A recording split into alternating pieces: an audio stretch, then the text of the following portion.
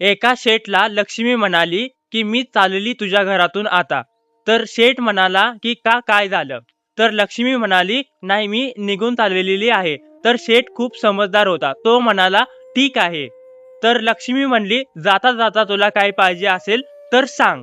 तर शेठ खूप नम्रपणाने बोलला की माता, मला फक्त माझ्या घरात सुख आणि शांती कायम पाहिजे.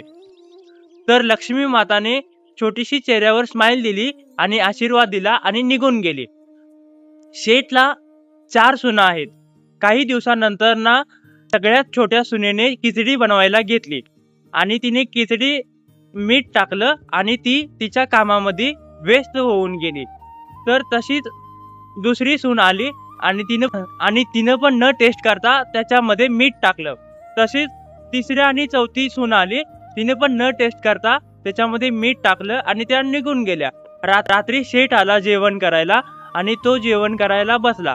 जसं त्यानं पहिला घास खाल्ला खिचडीचा, तसंच त्याला समजलं की ह्याच्यामध्ये खूप जास्त मीठ आहे. त्याला लगेच समजलं की आता नुकसान आलेलं आहे. न काही बोलता त्यानं गपचूप खिचडी खाल्ली आणि तो निघून गेला.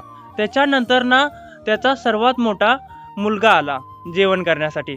त्यानं पण तसंच एक घास खाल्ला. त्याला जास्त मीठ लागलं त्या खिचडीमध्ये. त्याच्या कुटुंबाला विचारलं की बाबा जेवले का?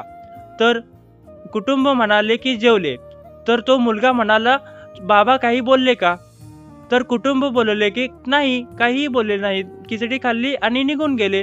तसंच त्या मुलाने गपचूप खिचडी खाल्ली आणि तोही निघून गेला. त्याच्यानंतर ना त्याचा 2 नंबरचा भाऊ आला. त्यानं पण खिचडी घेतली, त्याला पण तसंच लागलं. त्यानं पण विचारलं बाबा बोलले का, भाऊ बोलले का? तर कुटुंब म्हणाले की ते काहीही बोलले नाहीत. तसं तिसरा आला, चौथा आला, पहिल्यांबद्दल विचारलं आणि गपचूप खिचडी खाऊन निघून गेला. रात्री शेठ झोपलेला होता आणि शेठच्या स्वप्नामध्ये एक स्वप्न आलं.